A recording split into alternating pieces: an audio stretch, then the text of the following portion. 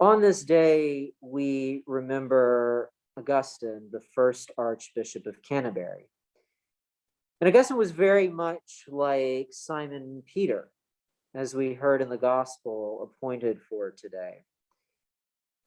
Simon Peter is told out and that to go out and that he will catch people, or as we often hear this verse translated, he's called to become a fisher of men.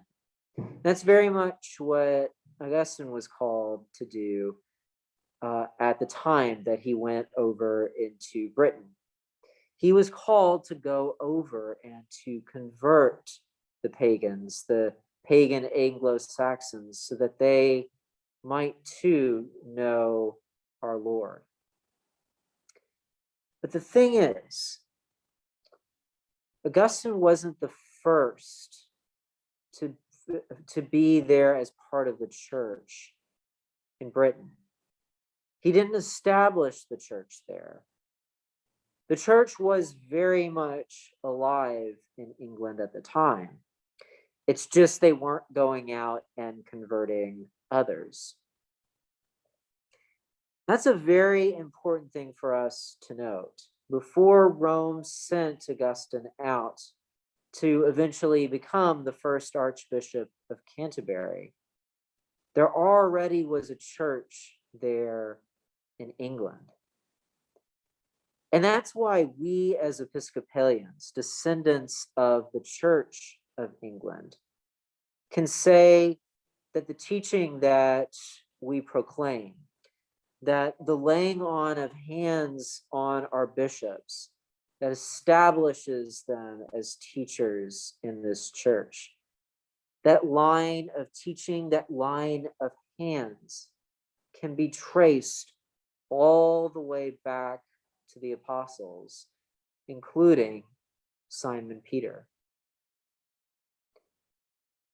We call this idea that our teaching originates all the way back to the original apostles, and that teaching is conveyed through the laying on of hands of bishops. We call this, in fancy theological terms, the apostolic succession. And there are very few denominations that can make claim to being within the apostolic succession. That includes us, and it also includes the Catholic churches, the Orthodox churches, as well as all the churches who are in full communion with us as the Episcopal Church. So we shouldn't see our ministry as a denomination as ever being less than anyone. If anything, we are on equal footing. We should always remember that.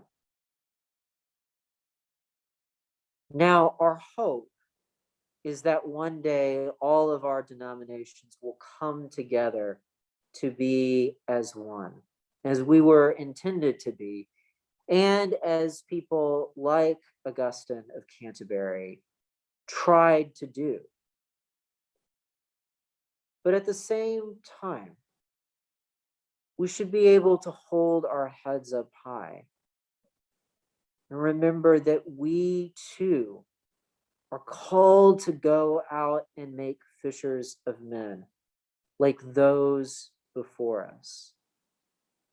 Like all of those here in our Church of St. Luke's, all of those within the Diocese of Pennsylvania, all of those in the Episcopal Church, all of those in the wider Anglican communion, and all of those in the Christian faith as a whole.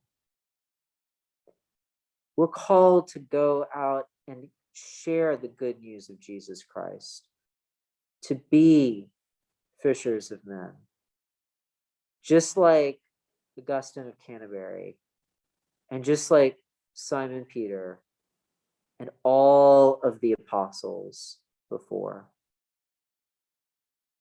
This is our call, to go out and let people know about our Lord Jesus.